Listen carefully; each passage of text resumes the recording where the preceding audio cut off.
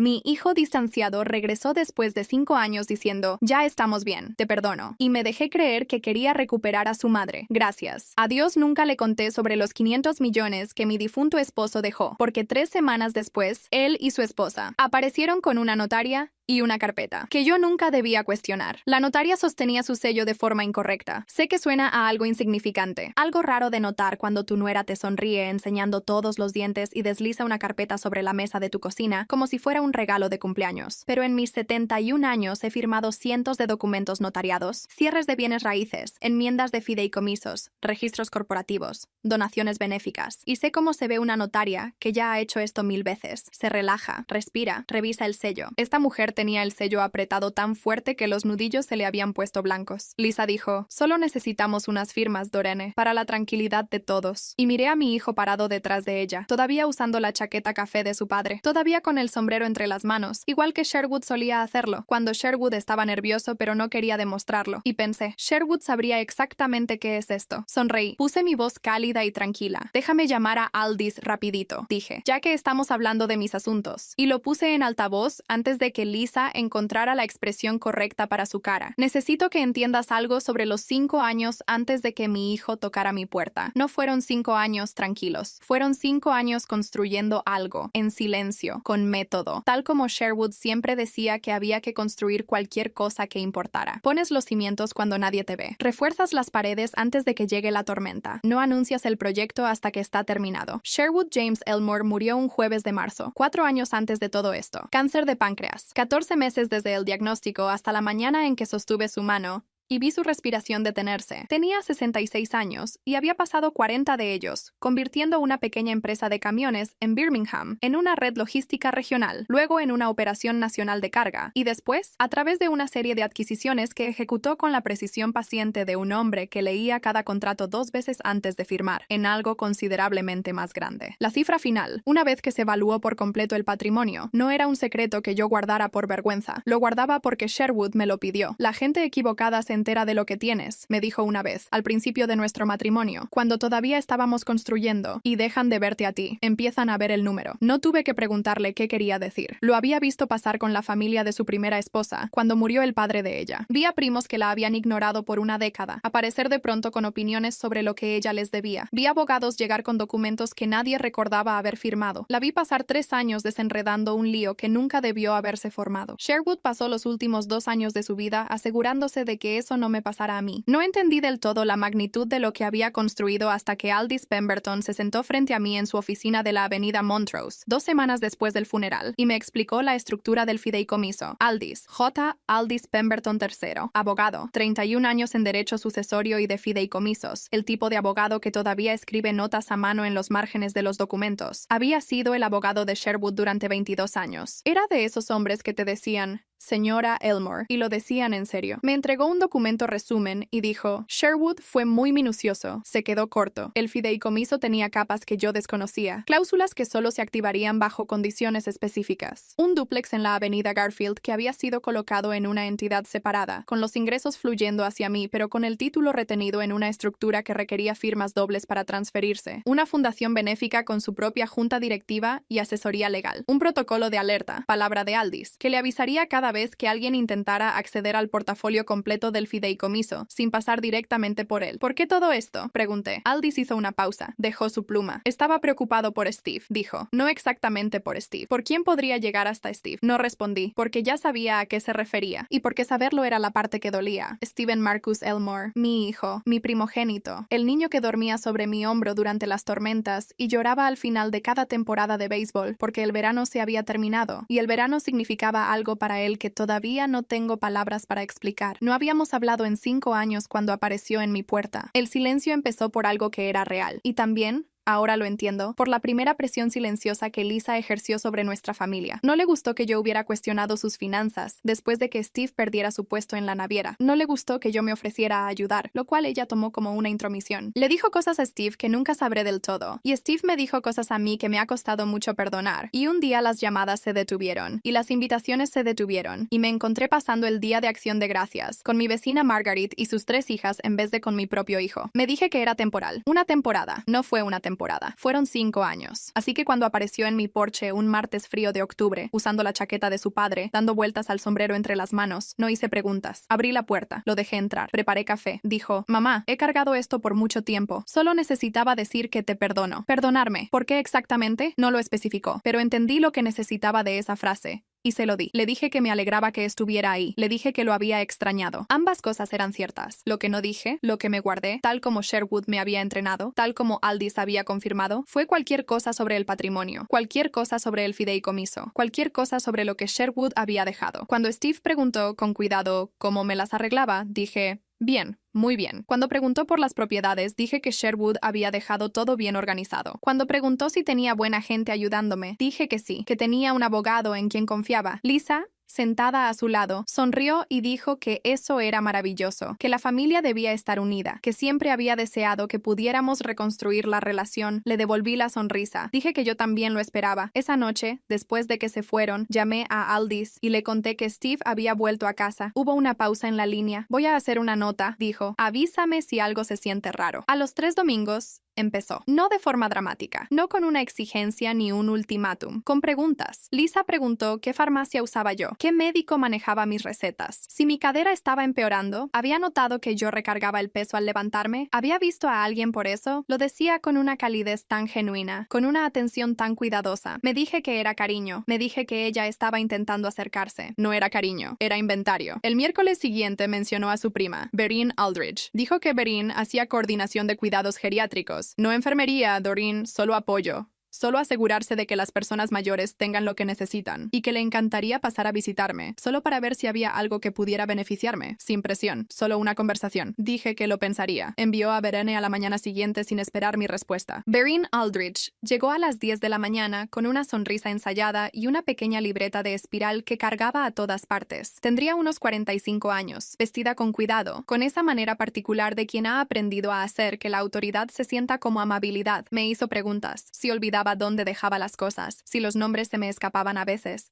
si alguna vez dejaba la estufa encendida, y anotaba todo antes de que yo terminara de contestar. Respondí con cuidado, respondí con sinceridad, en su mayoría. Mencioné que últimamente había perdido mis lentes de lectura. Mencioné que a veces tenía que pensarlo 2 veces antes de recordar el apellido de un vecino. Esas no son señales de deterioro cognitivo, son señales de tener 71 años, pero la manera en que Berrine lo anotaba, esa anotación cuidadosa, deliberada, la sentí. Algo en la calidad de su atención. La forma en que hacía una pausa después de cada respuesta, como si la estuviera archivando en algún lugar específico. Una semana después, Berene llegó para una segunda visita. Antes de que yo dijera una palabra, mencionó que seguramente ya había encontrado mis lentes de lectura. Podía verlos sobre la mesita lateral. Yo no le había dicho que los había perdido. Se lo había mencionado de pasada a Steve durante la cena del domingo anterior. Lisa se lo había contado. Antes de que yo dijera una sola palabra, mi mesa de cocina se había convertido en una estación de reportes. No reaccioné. He aprendido, en 71 años, que lo más útil que puedes hacer cuando alguien te subestima es dejar que lo siga haciendo. Pero esa noche llamé a Aldis. Le conté lo que había observado. Se quedó callado un momento. Después dijo, Dorene, necesito que escuches con atención, y necesito que no cambies tu comportamiento todavía. ¿Puedes hacer eso? Dije que sí. Bien, dijo. Deja que sigan viniendo. El aviso de corte de gas era real. Quiero ser honesta sobre eso, porque creo que importa. Lo había enterrado bajo una pila de correo durante una semana en la que tuve un resfriado fuerte y no me movía por la casa como de costumbre. Fue un descuido genuino. Steve lo encontró un martes, genuinamente alarmado, los ojos suaves, las manos cubiertas de polvo de algún proyecto en el que había estado trabajando. Dijo, mamá, solo quiero ayudar. Esa parte probablemente también era real. No creo que mi hijo esté completamente sin amor hacia mí. Creo que me ama de la forma en que un hombre ama algo que le han convencido, con tranquilidad, de que se le está escapando de las manos, con urgencia, con un poco de duelo, y con alguien detrás de él diciéndole lo que ese duelo exige. Le di acceso a una cuenta conjunta, una pequeña, de $8,000 que mantenía líquidos para gastos de la casa. Dije que era solo para pagar cuentas, nada importante. 3 semanas después, transfirió $4,000 de ahí. En el concepto decía, servicios de evaluación de cuidados. Me senté con mi café de la mañana y leí esa línea 4 veces. Servicios de evaluación de cuidados. Le estaba pagando a Berene para documentar mis fallos, para visitar mi casa tomar sus notas, construir la imagen de una mujer que no podía manejar sus propios asuntos. Y yo había financiado cada página de esa imagen. Dejé mi taza de café sobre la mesa. No la tiré. No lloré. Llamé a Aldis y dije, es hora de actuar. Aldis Rota Pemberton III. Ya había visto esto antes. Explotación financiera del adulto mayor, me dijo, con ese tono plano y medido de un hombre que ha pasado 3 décadas viendo a las familias hacerse cosas terribles unas a otras por dinero. Es la categoría de delito financiero de más rápido crecimiento en el país. A los adultos cognitivamente intactos los atacan con la misma frecuencia que a los que tienen deterioro real, porque el objetivo no es aprovecharse de la confusión, sino crear la apariencia de confusión, construir un historial que respalde una acción legal futura. ¿Qué tipo de acción legal? Una solicitud de tutela, de curatela, un reclamo de que careces de la capacidad para manejar tus propios asuntos. Si tiene éxito, te quita por completo tu autonomía legal. Otra persona controla tus bienes, tus decisiones médicas, tu propiedad. No tendrías más derechos legales que se detuvo. Eligió otra palabra. Tendrías derechos significativamente reducidos. Pensé en la libreta de Berine. Pensé en Steve transfiriendo $4,000 bajo el concepto de servicios de evaluación de cuidados. Pensé en Lisa preguntando dónde guardaba mis medicinas, con esa calidez ensayada.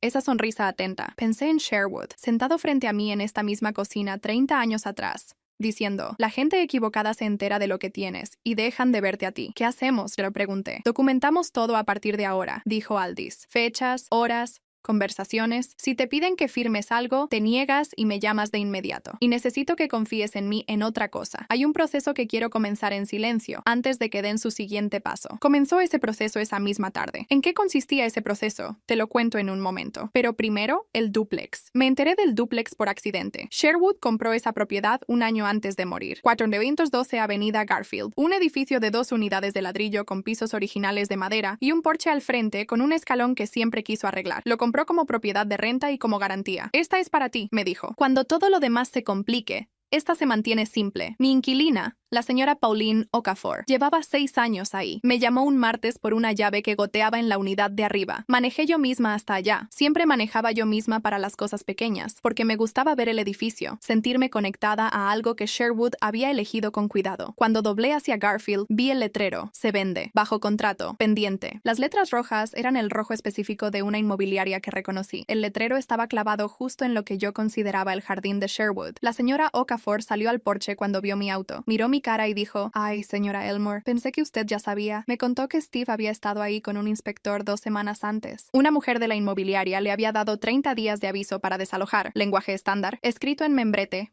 muy oficial. La señora Okafor había asumido que yo lo había enviado. Había estado lamentando en silencio la pérdida de un apartamento que amaba desde hacía 6 años y lo había hecho callada porque pensó que yo había tomado la decisión. Me senté en mi auto afuera del edificio de Sherwood durante 1 minuto entero. El escalón seguía roto. Hacía 6 años y lo había hecho callada porque pensó que yo había tomado la decisión. Me senté en mi auto afuera del edificio de Sherwood durante 1 minuto entero. El escalón seguía roto. Su letra en la etiqueta del buzón, marcador negro, letras cuidadosas en molde, todavía visible débilmente bajo una capa de pintura más nueva. Mis manos estaban sobre mi regazo. Noté que temblaban. Llamé a Aldis antes de irme de la acera. El documento que Steve me había pedido firmar 6 semanas antes, el que Lisa había explicado como solo agregarlo como ayudante por si surge algo, Doreen, nada formal, no lo había agregado como ayudante en caso de que surgiera algo. Le había otorgado un poder legal limitado para transacciones de bienes raíces sobre mis propiedades residenciales. Las palabras exactas de Lisa, cuando explicó el documento, fueron: es lo que Sherwood hubiera querido. Tenía razón en que Sherwood había pensado en esto. Se equivocó en la dirección para la que lo había planeado. Lo que ninguno de ellos sabía, lo que yo nunca le había contado a nadie más que a Aldis, era que el título del dúplex había sido colocado dentro de una entidad llamada Elmore Garfield LLC, de la cual yo era la única miembro administradora, y que Aldis había estructurado el acuerdo operativo de la LLC específicamente para requerir su aprobación en cualquier transferencia, venta o gravamen de la propiedad. El poder que Steve había firmado no se aplicaba a la LLC, solo aplicaba a propiedades registradas a mi nombre personal. La venta era legalmente imposible. Aldis logró congelar la transacción para la mañana siguiente. Presentó una medida cautelar de emergencia citando disposición no autorizada de activos vinculados al fideicomiso, y la compañía de títulos, una vez que recibió su carta y entendió la estructura de la LLC, canceló el estado de bajo contrato en 48 horas. La inmobiliaria llamó a Steve. No sé qué les dijo. A mí no me llamó. No me llamó durante 11 días. Aldis también me contó algo más esa mañana, algo que hizo encajar las piezas restantes con el sonido limpio de un cerrojo cerrándose. 3 semanas antes de mi conversación con Berin sobre mis lentes de lectura, alguien había presentado una solicitud formal a su oficina, por escrito, en lo que parecía membrete de una compañía de gestión de cuidados que yo nunca había escuchado, pidiendo la divulgación completa del portafolio del fideicomiso familiar Elmore, no solo el dúplex, todo, cada activo. Cada cuenta, cada estructura que Sherwood había pasado los últimos 2 años de su vida construyendo. La oficina de Aldis había negado la solicitud y la había marcado como sospechosa. No me lo habían dicho de inmediato porque la estaban rastreando. La solicitud había llegado a través de un intermediario, una compañía de servicios notariales y documentales que, cuando el asociado de Aldis investigó, resultó compartir agente registrado con el negocio de coordinación de cuidados de Berin Aldridge, la notaria, el mismo tipo de mujer que Lisa llevó a mi cocina. Estaban construyendo el andamiaje legal, me dijo Aldis. Las evaluaciones de cuidado creaban un historial de capacidad disminuida. El poder legal le daba a Steve autoridad aparente sobre la propiedad. La solicitud del fideicomiso buscaba identificar cada activo. Y después traen a una notaria, dije. Hizo una pausa. Sí. Y yo firmo algo que no se supone que lea con cuidado. Esa sería la secuencia. Sí. Pensé en la sonrisa de Lisa. Esa calidez ensayada. La forma en que decía la tranquilidad de todos, como si fuera una frase que siempre hubiera existido, esperando este momento. ¿Desde cuándo lo sabes? Pregunté. He sospechado desde hace unas 3 semanas, dijo Aldis con cuidado. Quería estar seguro antes de alarmarte. ¿Y el fideicomiso? ¿Está protegido? Completamente. Sherwood lo construyó así a propósito. Hizo otra pausa. Escribió una carta. Margaret la había guardado desde el funeral.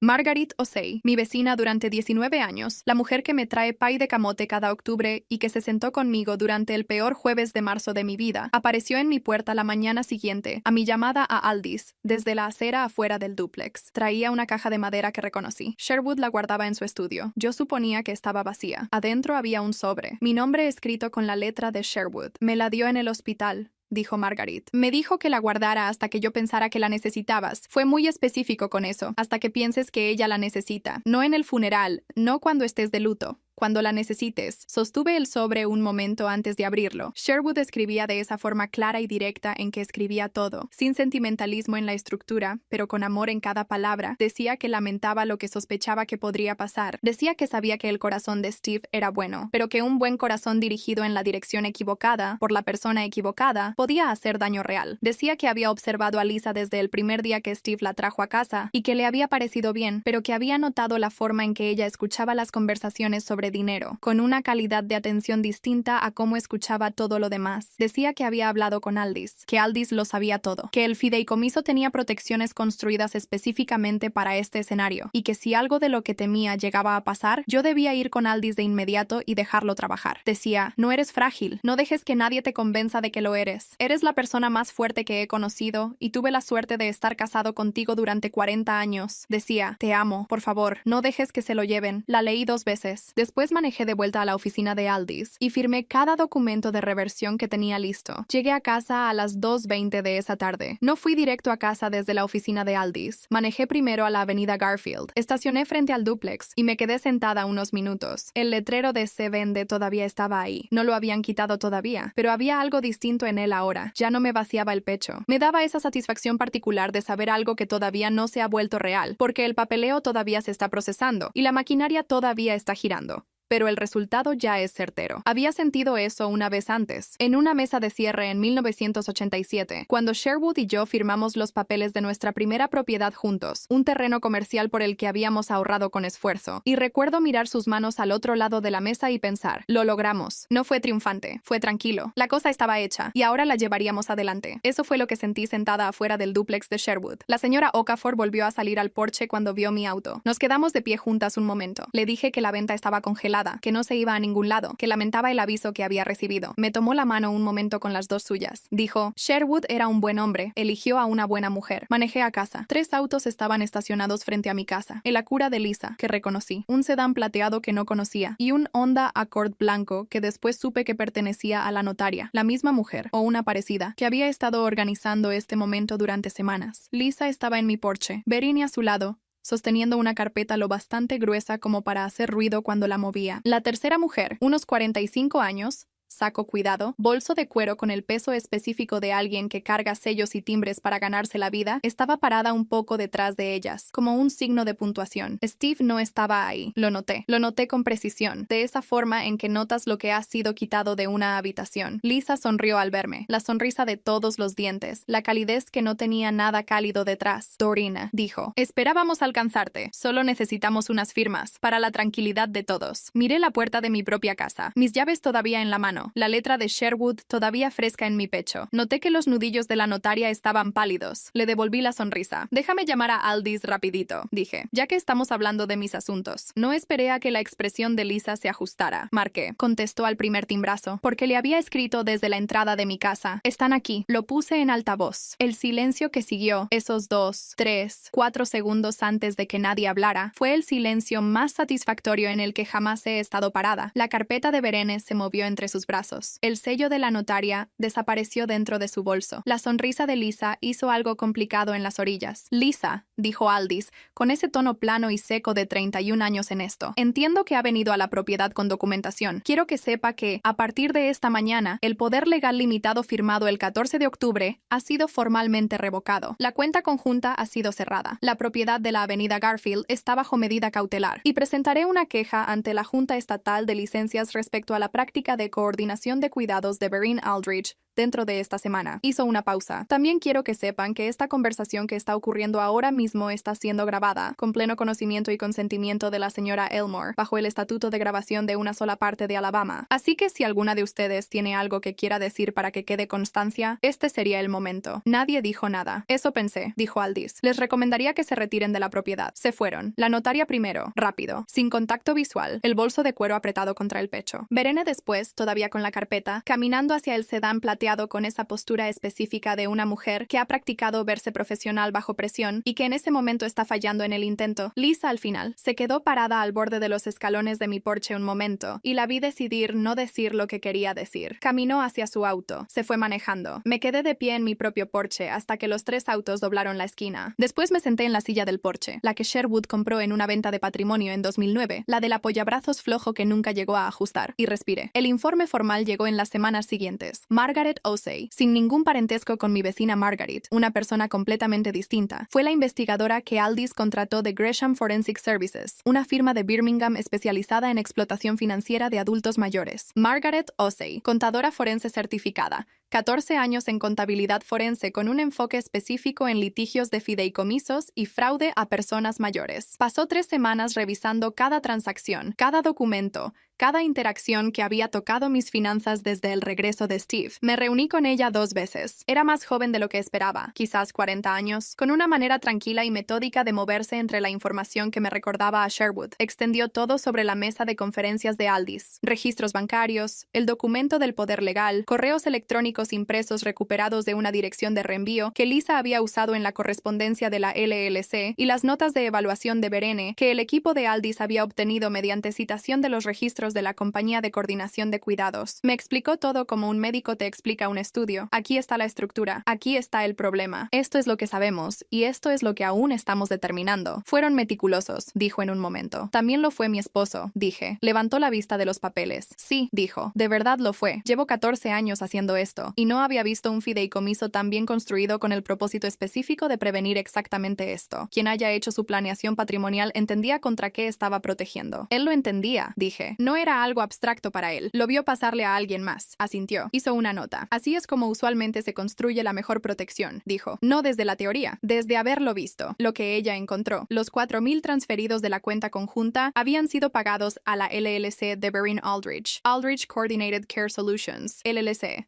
registrada en Tennessee, que era copropiedad de la prima de Lisa, y un tercero que Aldis todavía estaba identificando. Las evaluaciones de cuidado que Verene había realizado no eran evaluaciones psicológicas con licencia, eran observaciones informales redactadas con un lenguaje que imitaba la documentación clínica, diseñadas para crear un historial que pareciera respaldar un hallazgo de incapacidad sin requerir credenciales reales ni una evaluación autorizada por un tribunal. El poder legal limitado había sido redactado por un servicio de preparación de documentos, no por por un abogado con licencia. Cuando Aldis me lo mostró originalmente, el documento que yo había firmado sin leerlo con suficiente cuidado, el que Lisa había descrito como solo agregarlo como ayudante, su asociado lo había marcado como inusual. Habían intentado contactarme a través de Steve, quien les dijo que su madre lo había revisado con su propio abogado. Yo no lo había hecho. La solicitud de divulgación del fideicomiso había llegado de una compañía llamada Meridian Care Partners, LLC, una empresa fantasma registrada en Georgia, con un único agente registrado, que, cuando el investigador de Aldis visitó la dirección listada, resultó ser un apartado postal en una tienda UPS en Buckhead, 3 LLC, 3 estados, una mesa familiar. La detective Renata Hollis, del Departamento de Policía de Birmingham, Unidad de Crímenes Económicos, 23 años en la fuerza, los últimos 8 específicamente en explotación financiera, tomó el expediente completo de manos de Aldis en noviembre. Era una mujer alta, de manos muy quietas, y la manera de alguien que ha visto demasiado como para sorprenderse de nada, pero que sigue de alguna forma, genuinamente dispuesta a indignarse. Me dijo, en nuestra primera reunión, esto es sofisticado, pero también está documentado. Eso no es común. Mi esposo fue minucioso, dije. De verdad lo fue, dijo, y lo dijo con algo cercano a la admiración. La solicitud de tutela ya estaba redactada. Esa fue la parte que me quitó el aliento cuando Aldis me la mostró. Ya la tenían preparada. 19 páginas, citando las evaluaciones de cuidado de Beren, citando el aviso de corte de gas que Steve había fotografiado, citando 3 incidentes observados de confusión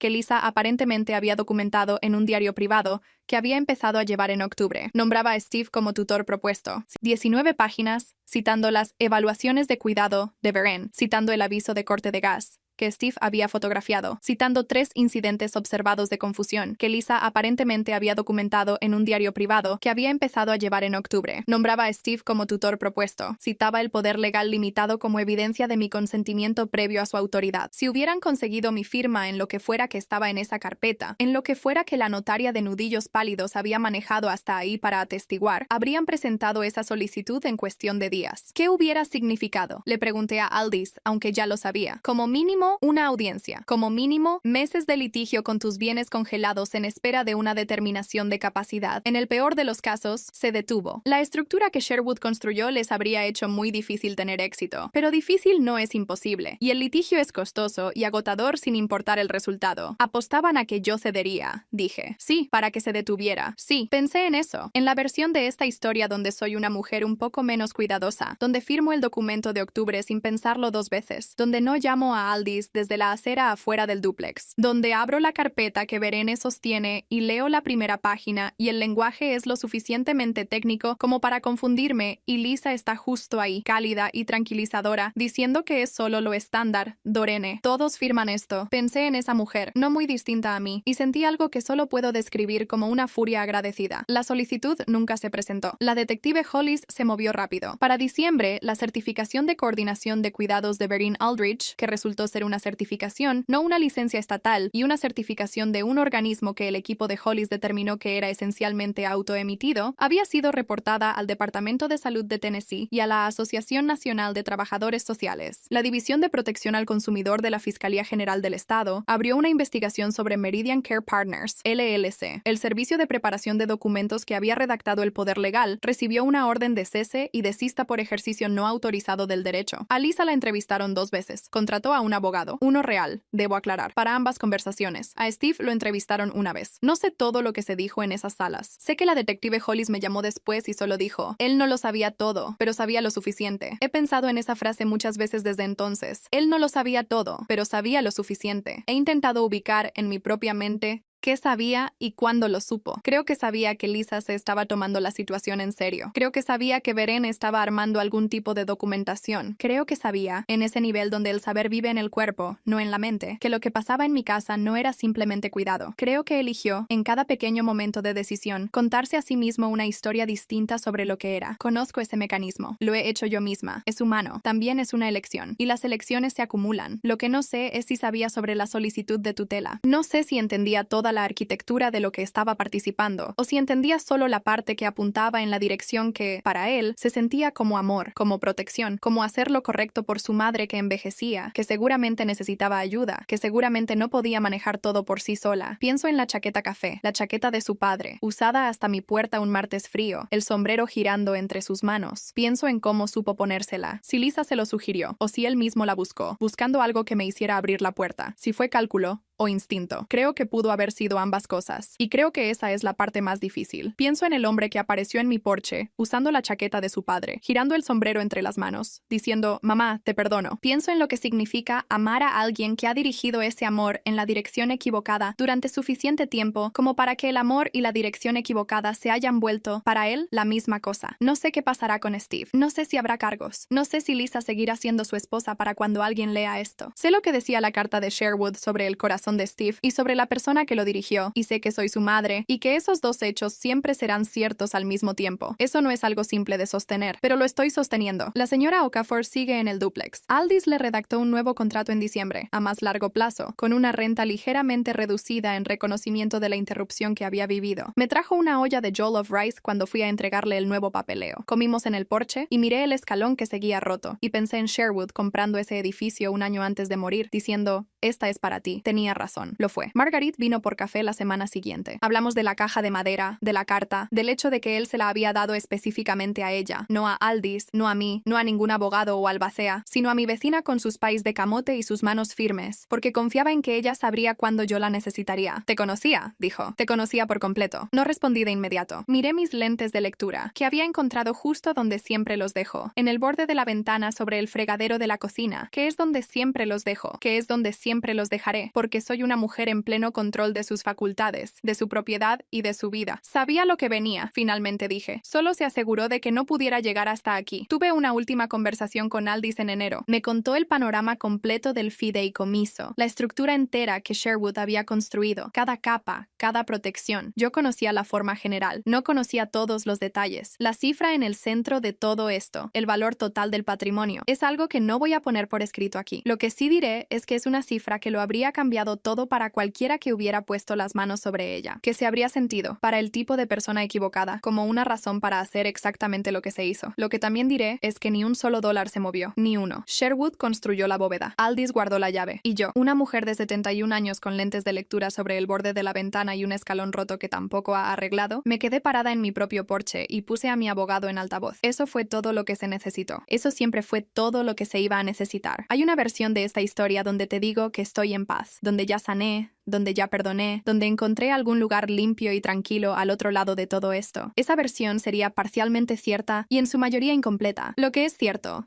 duermo bien. El fideicomiso está intacto. Arreglaron la llave de la señora Okafor. Marguerite vino a cenar en Pascua y trajo el pay de camote y nos sentamos en el porche hasta que la luz se puso dorada, cálida y baja. Tengo un buen abogado. Tuve un buen esposo. Tengo una buena vecina. Lo que también es cierto. Mi hijo no ha llamado. Yo tampoco lo he llamado. Guardo la carta de su padre sobre la barra de la cocina. No exhibida, exactamente. Solo ahí, al alcance. Como guardas algo que quizás necesites volver a sostener. Sherwood escribió, no eres frágil. No dejes que nadie te convenza de que lo eres. No era frágil. No soy frágil. Pero soy madre. Y esa parte, la parte que abrió la puerta en octubre, que escuchó mamá y sintió una llave girar en una cerradura, esa parte tampoco es frágil. Es simplemente lo que es. Quizás eso es lo que todavía estoy aprendiendo a sostener. Que amar a alguien y protegerte de esa persona no son cosas opuestas. Que una puerta se puede abrir y aún así tener un cerrojo. Que la calidez y la cautela pueden vivir en el mismo pecho, en el mismo momento, en la misma mujer parada en su propio porche con las llaves en la mano y su abogado al teléfono. Aprendí eso de Sherwood. Todavía lo sigo aprendiendo de mí misma.